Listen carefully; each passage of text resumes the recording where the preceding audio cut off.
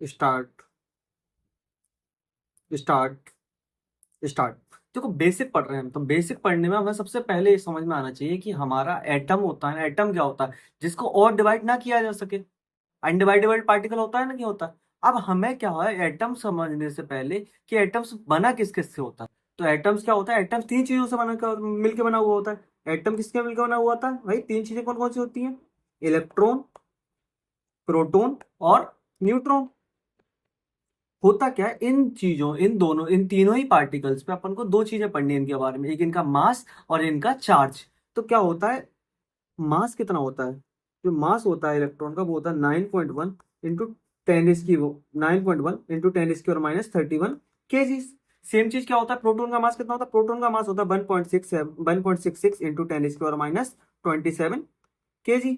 Neutron का मास कितना होता है, अप्रोक्सीमेटली न्यूट्रॉन का मास भी बराबर ही होता है, बराबर कितना होता है 1.67 इंटू टेन इसकी पावर -27 kg।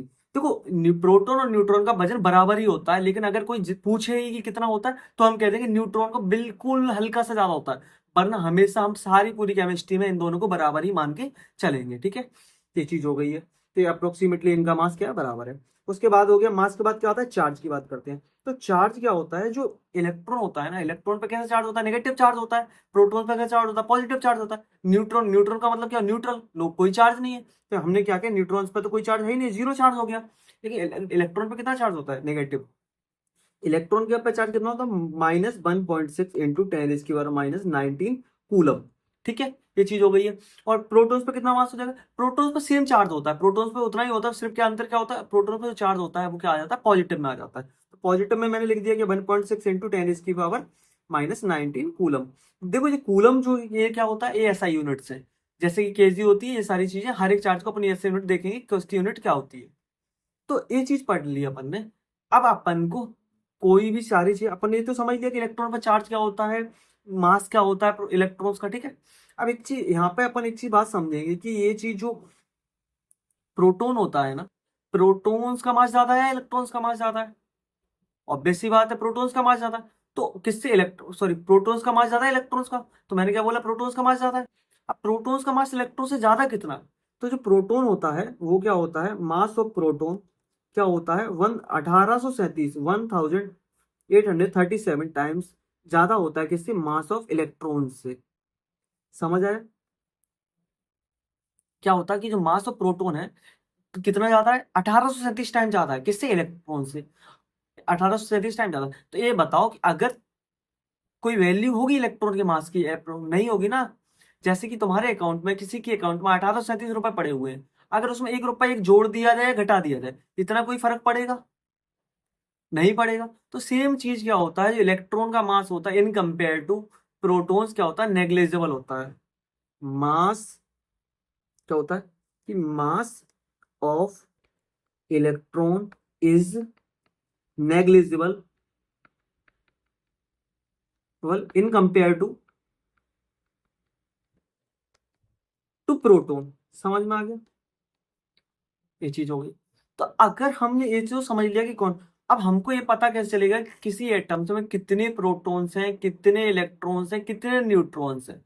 तो उसके लिए क्या होना चाहिए, हमें पता होना चाहिए एटॉमिक नंबर। हमें एटॉमिक नंबर 1 से 20 तक याद आने चाहिए, होने चाहिए। जैसे कि अभी मैं बता देता हूँ कि देखो क्या होता है, हाइड्रोजन, हाइड्रोजन का जैसे 1 नंबर किसका होता है, hydrogen, helium, lithium, beryllium, boron, carbon, nitrogen, oxygen.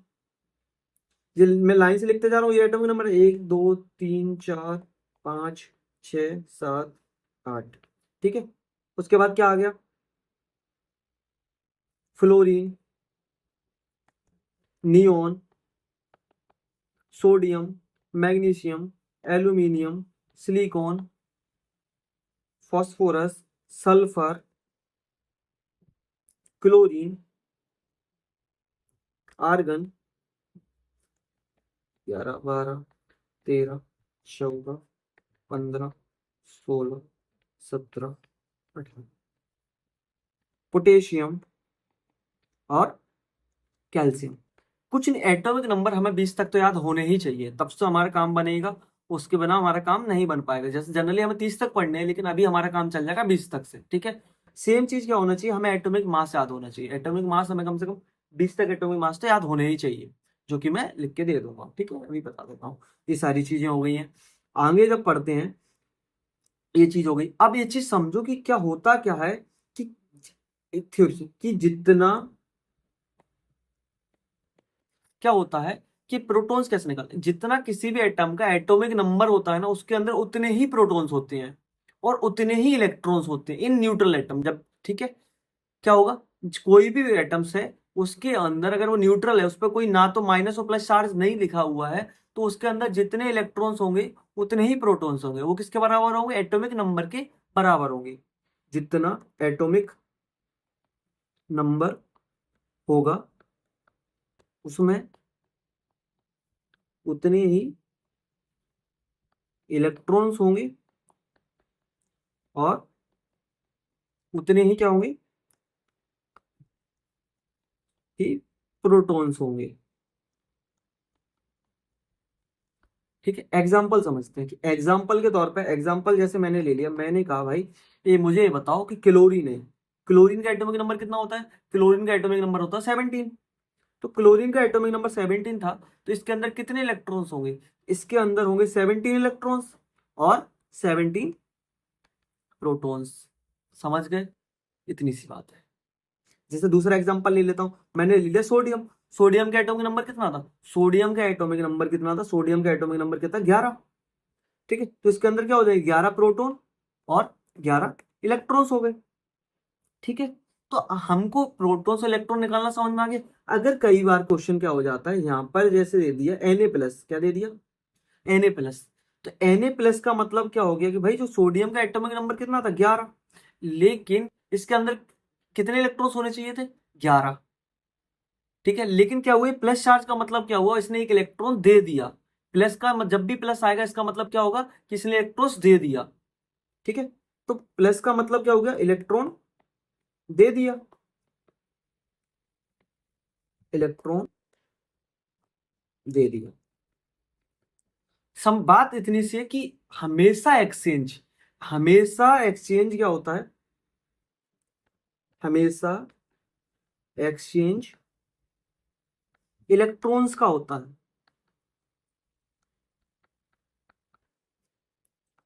Protons का कभी भी एक्सचेंज नहीं होता। ये चीज हम अभी समझते हैं कि मैं क्या, इसका मतलब क्या है कि हमेशा क्या होता है, इलेक्ट्रॉन का लेन देन होता है, इलेक्ट्रॉन बढ़ेंगे घटेंगे, प्रोटॉन्स एक एटम में जितने थे उतने ही रहेंगे। जैसे कि अपन ने सोडियम एग्जांपल लिया, ये सोडियम में क्या होगा कि जैसे इसके अंदर क्या होना चाहिए थे, प्रोटॉन्स 11, सोडियम का एटॉमिक नंबर कितना था, 11, तो इसके अंदर 11 के 11 ही प्रोटॉन्स रहेंगे, 11 प्रोटॉन्स रहेंगे। लेकिन पॉजिटिव क्या हुआ, पॉजिटिव का मतलब क्या हुआ, एक इलेक्ट्रॉन दे दिया, इलेक्ट्रॉन देने की वजह से इसके अंदर क्या हो गया, 10 इलेक्ट्रॉन्स हो गए। समझ में आया। दूसरा एग्जांपल ले लेते हैं, जैसे कि मैंने बोल दिया, दूसरा एग्जांपल क्या ले लिया, Cl- ले लिया, क्या ले लिया, Cl-। Cl- का मतलब क्या हुआ कि जो Cl नेगेटिव था ना, नेगेटिव का मतलब क्या हुआ, नेगेटिव का मतलब हुआ इलेक्ट्रॉन ले लिया। क्या हो, नेगेटिव का मतलब क्या हुआ, इलेक्ट्रॉन ले लिया। अब इलेक्ट्रॉन लेने की वजह से क्या हुआ, जो क्लोरीन था, क्लोरीन का एटॉमिक नंबर कितना था, क्लोरीन का एटॉमिक नंबर था 17, क्लोरीन का एटॉमिक नंबर कितना था, 17। तो 17, इसके अंदर प्रोटॉन्स कितने रहेंगे, प्रोटॉन्स क्या रहेंगे, 17 ही प्रोटॉन्स रहेंगे, प्रोटॉन्स तो 17। अब लेकिन इलेक्ट्रॉन्स कितने हो जाएंगे, इलेक्ट्रॉन 17 पहले इलेक्ट्रॉन्स थे, लेकिन एक नेगेटिव चार्ज बढ़ने की वजह से क्या हो गया, एक इलेक्ट्रॉन और बढ़ गया। कितने हो गए इसके अंदर, इसके अंदर हो गए 18 इलेक्ट्रॉन्स। समझ में आया कि कैसे निकालना है। ठीक है, अब जैसे मैंने दूसरा क्वेश्चन एक एग्जांपल के तौर पर मैंने ले लिया, mg mg+2 ले लिया, क्या ले लिया, mg+2। इस +2 का मतलब क्या है, इस +2 का मतलब है कि भाई इसने दो इलेक्ट्रॉन दे दिए। ठीक है, तो अब इसके अंदर कितने इलेक्ट्रॉन्स बचेंगे, इसके अंदर जो इलेक्ट्रॉन्स बचेंगे, प्रोटॉन्स कितने होंगे, प्रोटॉन्स तो क्या होंगे जितने, जैसे मैग्नीशियम का एटॉमिक नंबर कितना होता है, मैग्नीशियम एटॉमिक नंबर होता है 12, 12 एटॉमिक नंबर था, तो जिसके अंदर प्रोटॉन्स तो 12 ही प्रोटॉन्स रहेंगे। लेकिन क्या हुआ, दो इलेक्ट्रॉन देने के, इलेक्ट्रॉन 12 होने चाहिए थे, लेकिन अब इलेक्ट्रॉन्स कितने बचेंगे, इलेक्ट्रॉन्स इसके अंदर बचेंगे 10 इलेक्ट्रॉन्स। समझ आया? एक इस इलेक्ट्रॉन्स के बेसिस पे क्या होता है, एक कॉन्सेप्ट आता है आइसो इलेक्ट्रॉनिक। क्या होता है वर्ड, एक एक क्वेश्चन पूछा जाता है हमसे नीट में, आइसो इलेक्ट्रॉनिक। तो आइसो इलेक्ट्रॉनिक का मतलब क्या होता है? आइसो इलेक्ट्रॉनिक, आइसो का मतलब होता है सेम, आइसो का मतलब होता है सेम, इलेक्ट्रॉनिक का मतलब होता है इलेक्ट्रॉन। मतलब क्या हुआ, सेम इलेक्ट्रॉन, दो स्पीसीज जिनमें सेम इलेक्ट्रॉन है उन्हें बोलेंगे आइसो इलेक्ट्रॉनिक स्पीसीज। ठीक है, ये चीज समझिए। एग्जाम्पल समझते हैं कि जैसे मैंने लिया, जैसे क्या था, नियोन था, ठीक है, नियोन और Mg+2। तो नियोन के अंदर क्या हुआ, नियोन का एटॉमिक नंबर कितना था, नियोन का एटॉमिक नंबर 10 है, मैग्नीशियम का एटॉमिक नंबर कितना, 12 है। तो नियोन के अंदर क्या हुआ कि जो इलेक्ट्रॉन्स थे कितने होंगे, ठीक है, नियोन के अंदर इलेक्ट्रॉन्स कितने थे, 10 एटॉमिक नंबर है, न्यूट्रल एटम है। तो न्यूट्रल एटम होने की वजह से इसके अंदर क्या हुआ कि 10 तो प्रोटॉन्स, 10 प्रोटॉन एंड 10 इलेक्ट्रॉन्स है। ठीक है, ना तो इस पे कोई चार्ज तो है नहीं है, ना पॉजिटिव चार्ज ना नेगेटिव चार्ज, तो जो जैसा था वैसा ही रहेगा।